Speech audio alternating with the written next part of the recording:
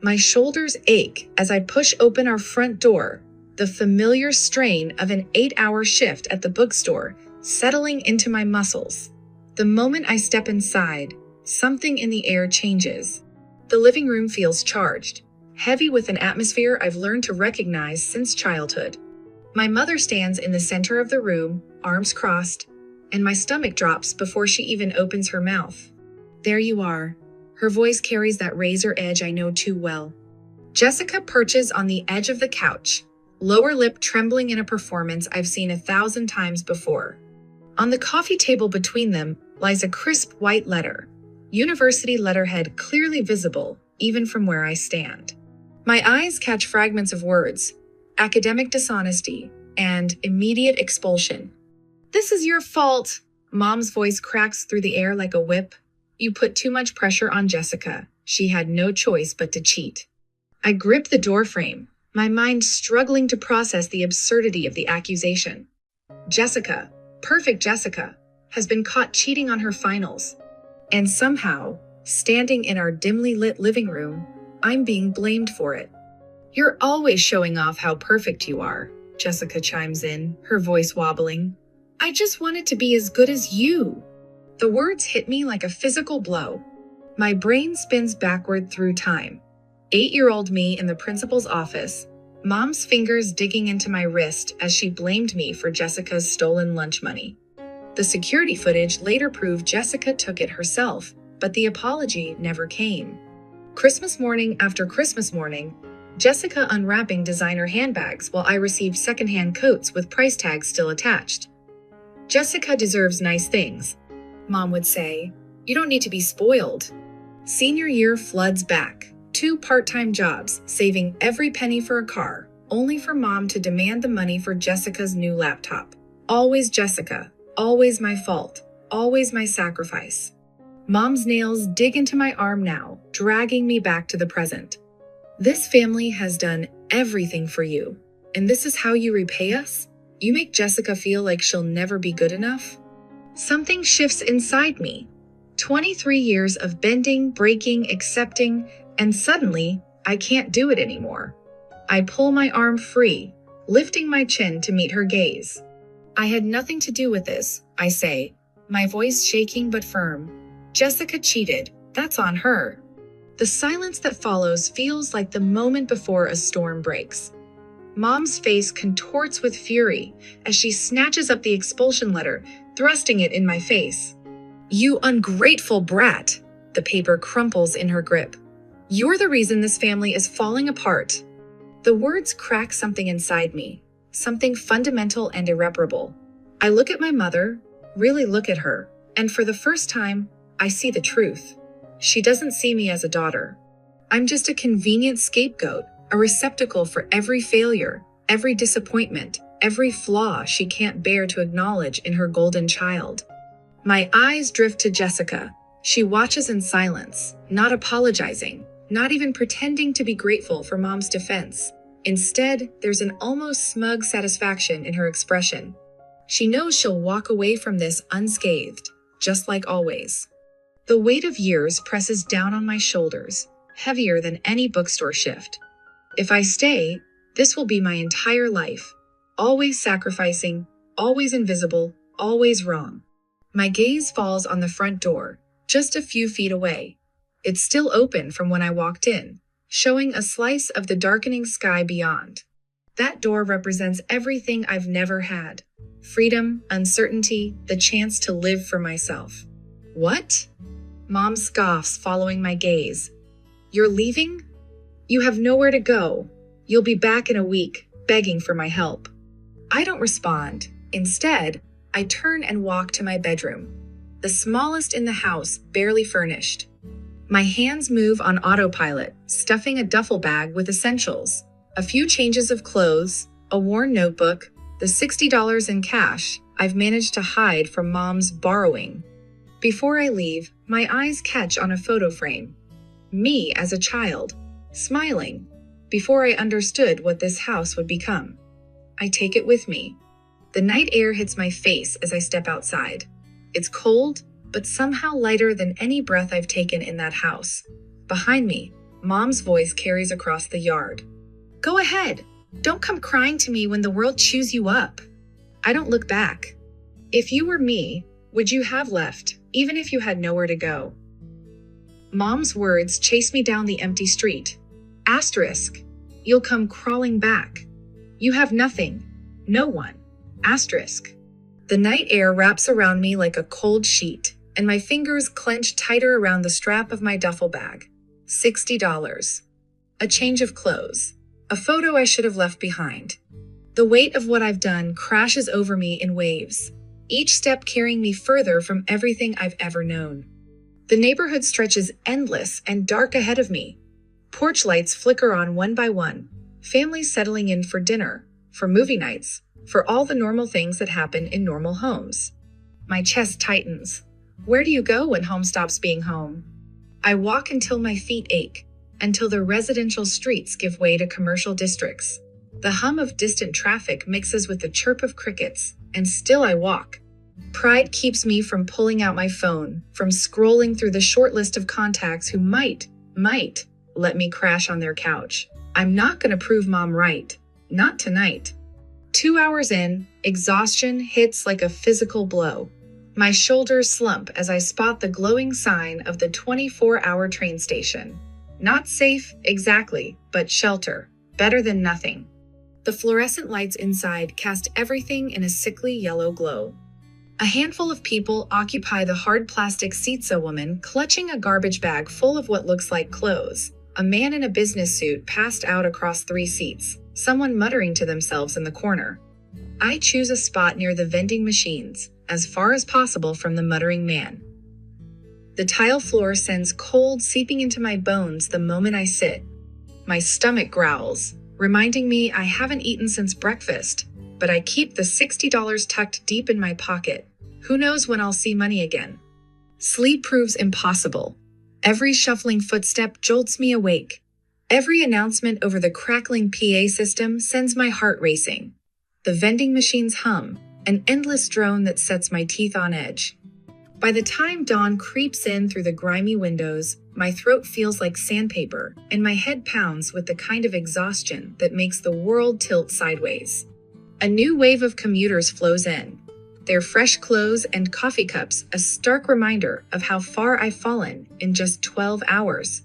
I catch my reflection in a window-wrinkled shirt, tangled hair, the kind of hollow-eyed look I used to see in homeless people, and think, how did they end up there? Asterisk. Now I know. One bad night. One moment of standing up for yourself. One realization that the devil you know is worse than the devil you don't. A single tear slips down my cheek before I can stop it. I swipe it away hard enough to leave my skin stinging. Crying won't help. Nothing will help except getting up, finding work, surviving. I force myself to my feet, muscles protesting after hours on the cold floor. If I don't find a job today, I won't make it through another night like this. The thought should terrify me, but instead, it settles in my chest like steel. I've spent 23 years surviving Margaret Sullivan's house. I'm not about to let the real world break me now. The morning passes in a blur of rejection. Every storefront, every help wanted sign leads to the same response. We're not hiring. The fast food manager barely glances up from his phone, dismissing me with a wave. By noon, my legs shake with each step, and the gnawing in my stomach has turned to a constant ache. Then I spot Ida's small diner tucked between a laundromat and a pawn shop. The neon sign flickers weakly. Lopez's Home Cooking. Through the window, I watch a woman with steel gray hair tied back in a tight bun directing staff with sharp gestures. The bell chimes as I push open the door. The woman Marianne Lopez, according to her name tag, looks me up and down, taking in my wrinkled clothes and desperate expression. Ever washed dishes before? She asks, no preamble. I can learn. The kitchen air hits like a wall of heat. Grease coats every surface, and the mountain of dishes seems endless. By closing time, my fingers are raw and pruned, my back screaming. But when Marianne hands me $40 in cash, it feels like more than money. It feels like survival. That night, curled up in the same train station corner, I allow myself to check my college fund account at the ATM across the street. The account I've been saving since I was 14, working every summer job, every holiday shift. If there's anything left, maybe I could still balance. $0. My hands shake as I navigate through the transaction history. Multiple withdrawals, all under Margaret Sullivan's name. Designer clothes, concert tickets, private tutors for Jessica. The screen blurs as tears well up. She didn't just kick me out, she made sure I couldn't leave on my own terms. Made sure I'd have nothing. But something shifts in my chest, something harder than despair. If Margaret Sullivan could steal my future, I'll build a new one. Without her. Without any of them. Need more hours? Marianne asked the next morning, watching me scrub pots with mechanical precision. Yes. My friend owns a coffee shop. She needs help. You want in? I pause, sponge dripping suds onto my shoes. 2 jobs means twice the escape velocity. When can I start? The coffee shop is different customers instead of dishes, lattes instead of grease. My first real paycheck feels like victory, small but mine. Every dollar is a brick in the wall between me and Margaret Sullivan's voice in my head. Then I see it checking my remaining account balance at the end of the month. A transaction made in my name weeks after I left. Margaret Sullivan, still pulling strings, still using my identity like it belongs to her. I should be angry, should report it. But something colder takes root instead. Let her think she's won. Let her keep digging her own grave. One day, when I'm ready, all her fraud will come back to haunt her, and this time, I'll be the one watching her fall. My hands shake as I count out $1 bills on my threadbare mattress. 23, 24, 25. The bills are wrinkled and stained from 12-hour days split between Bean and Brew and Lopez Diner. I stuff them into a worn envelope, already knowing it's not enough for rent. The alarm on my phone blares at 4:15 a.m. Another day, another shift. I drag myself up, muscles screaming from yesterday's double. The mirror shows dark circles under my eyes that no amount of concealer can hide. But pride means nothing when you're one missed paycheck away from sleeping in your car.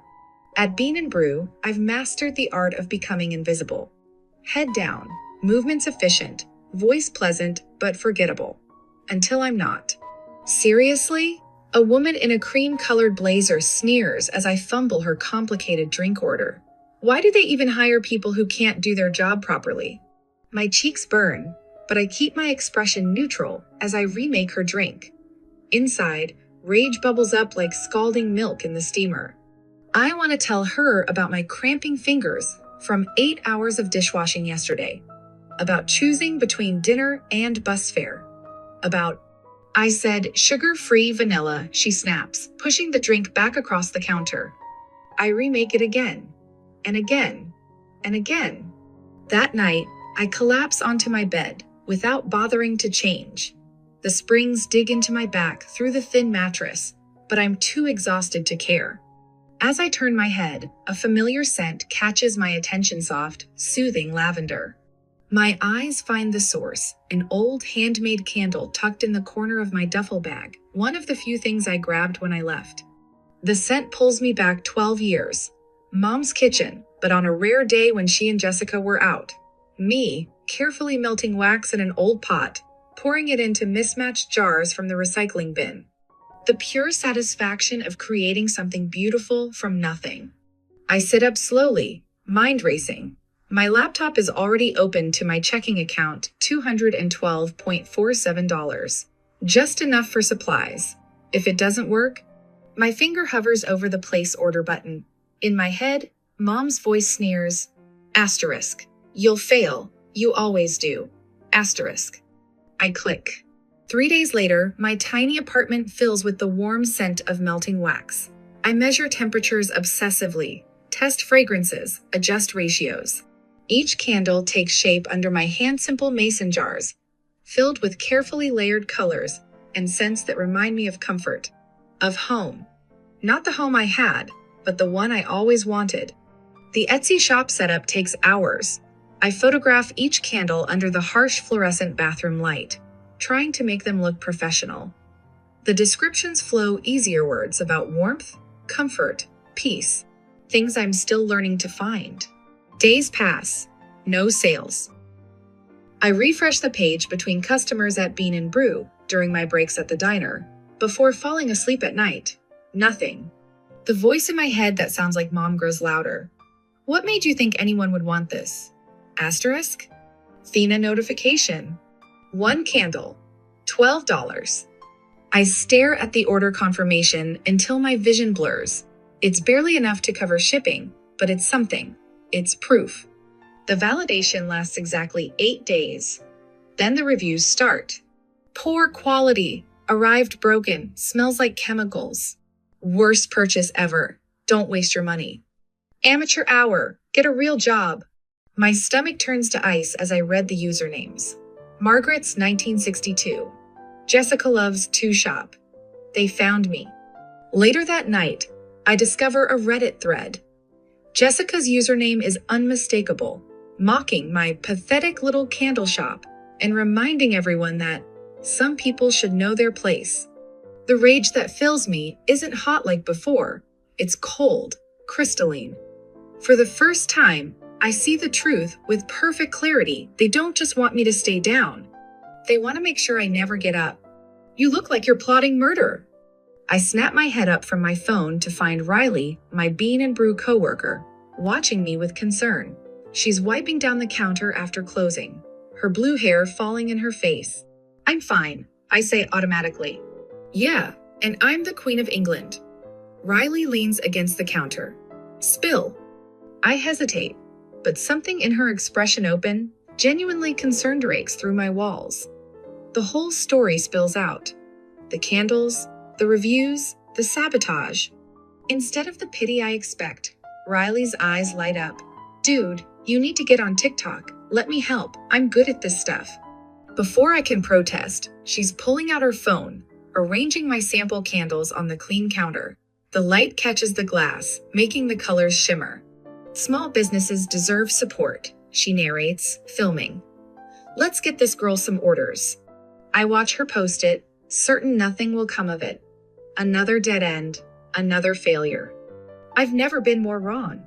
The next morning, my phone won't stop buzzing. 10,000 views, 20,000 views, 50,000 views. Orders flood my inbox. 50, 100, 200. Numbers I never dared to dream about. Then, buried in the avalanche of notifications, an email that makes my heart stop. From Brand Partnerships, Lux Aroma. Subject: Partnership, Opportunity. We love your work. Would you be interested in discussing a potential collaboration? Asterisk. My fingers hover over the keyboard as that old, familiar fear creeps in. What if Mom finds out? What if Jessica tries to take this away too? But something has changed. The voice in my head that sounds like Mom isn't the loudest anymore. My voice is. I click reply. The scent of lavender and sage fills my tiny home studio as I pour another batch of candles. My hands move with practiced precision, measuring and mixing while order notifications ping on my phone. 300 units to ship by Friday. 2 wholesale accounts pending approval. 1 brand collaboration meeting next week. I pause, letting the familiar piece of creation wash over me. Just 6 months ago, I was slinging lattes at Bean and Brew, my fingers perpetually sticky with caramel syrup. Now my hands smell of essential oils and success. Today's my last day. I had told my manager, handing over my apron. She'd hugged me tight, whispering, "Go get him," in my ear. That moment felt like stepping off a cliff, terrifying and exhilarating all at once. But my online orders had finally overtaken my cafe wages. It was time. Celine? Riley pokes her head through the studio doorway, waving her phone. You might want to see this. My stomach tightens at her tone. She hands me her phone, open to a local news article. The headline hits like a punch to the gut. Local family faces foreclosure after years of financial mismanagement. There's my childhood home in the grainy photo, the peeling yellow paint even more obvious in newsprint. The article mentions Margaret Sullivan by name, my mother, and details how she's 3 months behind on mortgage payments. My eyes catch on a quote from a neighbor. It's sad to see. That house used to be so well maintained, but ever since her older daughter left. I hand the phone back to Riley, my hand steady. I need to finish these orders. There's more. Riley's voice softens. Jessica dropped out, failed most of her classes last semester. The loans came due and she trails off, watching me carefully. I turn back to my work table, checking the temperature of my wax. Not my problem. But that night, as I'm packaging the last orders, my phone buzzes. Unknown number, but I recognize the area code. Home. My mother's voice crackles through the speaker before I can decline. Celine, honey. The familiar manipulation oozes through her words, but something's different. A tremor. Uncertainty. I miss you. Family should stick together. Your sister is struggling. We all are. We need you. I let the silence stretch, feeling the weight of 2 decades of guilt and obligation press against my chest. But it doesn't crush me anymore. I end the call without speaking. The texts from Jessica start flowing immediately. I know I was a bad sister. I was just jealous. You were always so much better than me. Please, Celine, I have nowhere else to go. I block both numbers and return to my work. The wax melts, the orders ship. My business grows. 3 days later, Riley bursts into the studio again. It's gone viral. She shows me a social media post from Mrs. Chen, our old next-door neighbor, the one who used to slip me extra cookies when I helped her with her garden, the one who saw everything. I watched that girl get blamed for things she didn't do her whole life, the post reads. Celine Sullivan was treated like a maid while Jessica Sullivan was worshipped. Now that Celine has a successful business, suddenly they miss her? Where was that love when she was working 3 jobs to survive? The comment section explodes with support. Old classmates emerge with their own stories. The truth about Jessica's academic cheating scandal resurfaces. Someone mentions how she used to steal other students' work. A former teacher confirms it. I watch it all unfold with a strange detachment. The empire of lies my mother built around her golden child crumbles. Post by post, share by share, Jessica's name becomes toxic in professional circles. No one will hire her now. The next time my mother calls, she uses Jessica's phone to bypass the block. Her voice shakes. No superiority, no arrogance, just raw desperation. Please, she whispers, we have nothing left. Jessica's call comes an hour later, her words stumbling between sobs. I have nothing left. I was horrible to you, I know, but please, help me. I stand in my studio, surrounded by the business I built from nothing. The fresh batch of candles cools on the rack, their surfaces smooth and perfect. Orders wait to be shipped to customers who value my work. My bank account holds more money than my mother ever borrowed from me.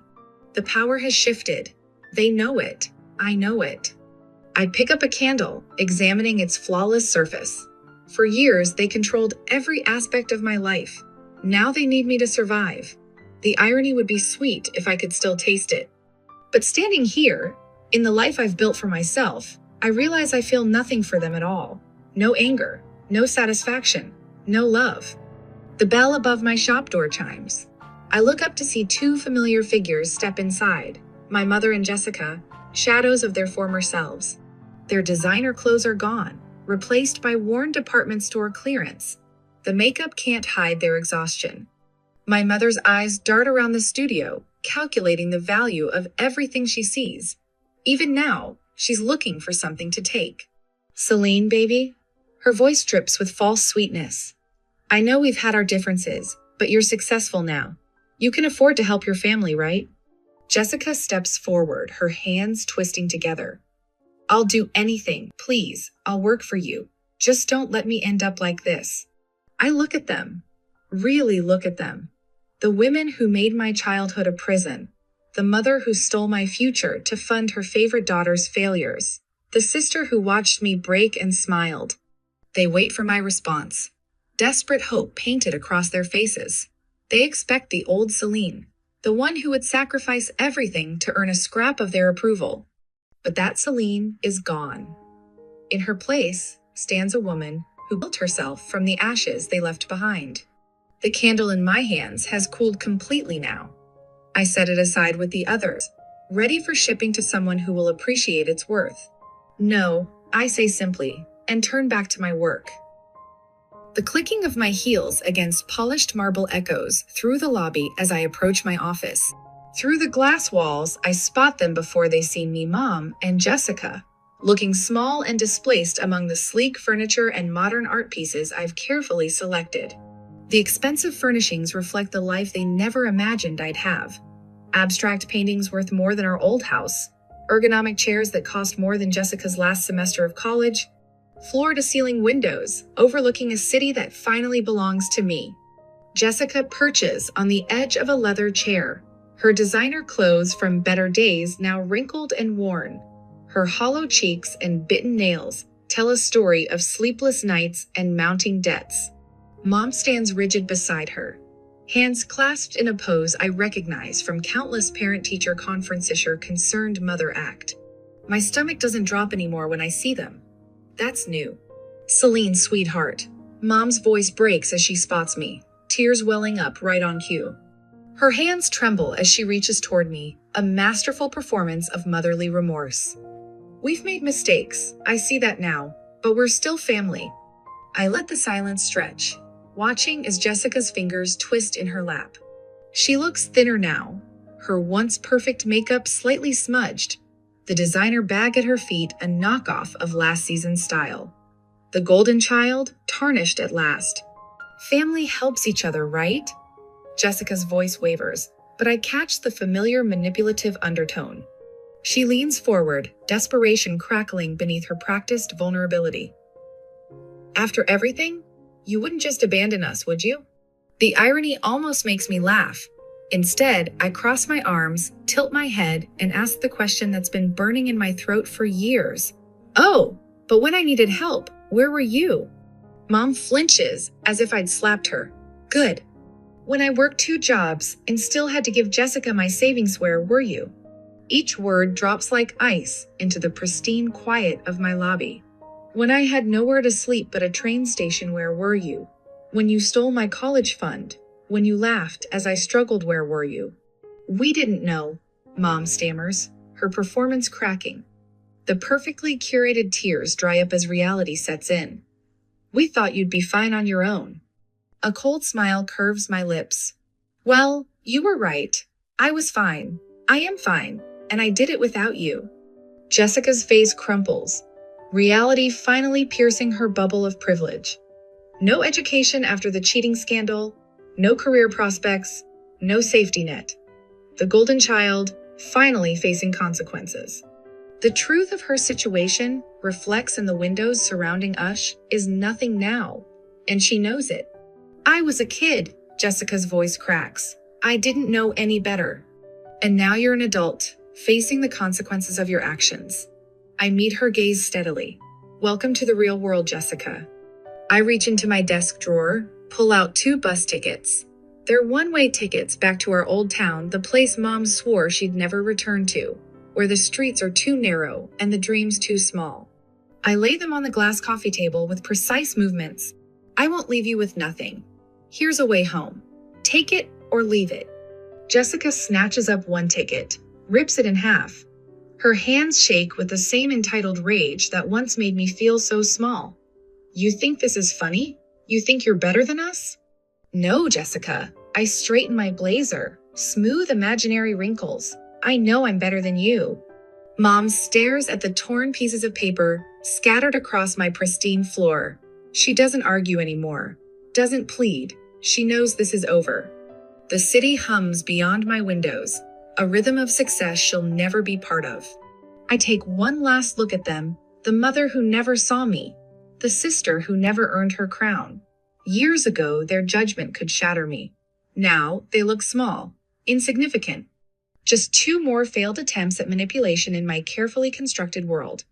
I built this life without you, I say, turning toward my office.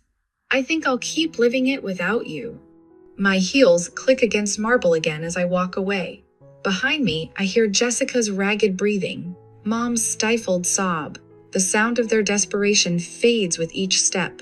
I don't look back. I've spent enough of my life looking back. Morning light streams through my floor-to-ceiling windows, casting long shadows across the bamboo floors of my apartment. I breathe in the rich aroma of freshly ground coffee beans, letting the quiet settle around me like a familiar blanket. No tension, no walking on eggshells, just peace. My phone buzzes with a notification.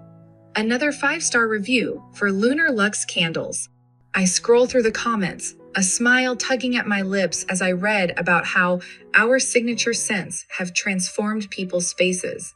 3 years ago, I was mixing essential oils in my cramped studio apartment, praying I could sell enough to make rent. Now I have 15 employees, a warehouse in Brooklyn, and more orders than we can handle. I pause at my bedroom mirror, taking in my reflection. The dark circles that once haunted my eyes have faded. My shoulders no longer hunch with the weight of constant criticism. I look free. The drive to my old neighborhood feels surreal. Each familiar turn stirs memories I've long since buried, but they no longer have the power to wound. When I round the final corner, I almost don't recognize the house. The pristine lawn Margaret took such pride in has grown wild and unkempt. Paint peels from the shutters like dead skin, and a crooked for sale sign swings in the autumn breeze. I park across the street, studying the abandoned shell of my childhood prison. No cars in the driveway, no lights in the windows, just empty rooms holding the ghosts of arguments long past. Through a broken window, I can see the living room where I last stood my ground, the spot where I finally said no. A strange laugh bubbles up in my throat, not bitter, not haunted, just surprised. This place that once seemed so massive, so suffocating, now looks small and insignificant. Like a set from a play I no longer have to perform in. The community center downtown buzzes with afternoon energy as I push through the glass doors. In the main room, a group of young women gather around tables, some taking notes, others sharing stories. My mentorship program started small, just me and 2 others who'd escaped similar situations. Now we have 30 regular attendees. Maya sits in her usual corner, dark hair falling forward to hide her face. At 16, she reminds me so much of myself it aches. Her parents kicked her out last month for refusing to give up art school for the accounting degree they'd chosen. Now she crashes on friends' couches, working part-time at a diner, clinging to her dreams with both hands. How do you stop being afraid they'll come back? She asks when I sit beside her. Her voice trembles, but her eyes hold steady. That they'll find a way to hurt you again? I take her hand, feeling the slight tremor in her fingers. You don't have to stop being afraid. I tell her the truth I wish someone had given me. You just have to stop letting the fear control you. Walking through the center after our session ends, I think about the fundamental difference between us. Margaret spent her life tearing people down. Jessica took everything she could get, but I chose another way. Every time I help someone stand taller, every time I share what I've learned about survival and success, I feel a pride Margaret never knew, the kind that comes from lifting others up instead of crushing them. Later, standing on my balcony with the city lights spread out below me, I think about Margaret and Jessica, about the patterns they're still trapped in, the cycles they'll never break. I chose a different path. Every young woman I help find her strength. Every candle we ship with a handwritten note of encouragement. Every moment I choose kindness over bitterness. It's another step further from becoming them. The night air carries the faint scent of autumn, crisp and full of possibility. I whisper words I've finally come to believe. Some revenge doesn't require action, just success. I take a deep breath and let the past fade into the darkness below, where it belongs.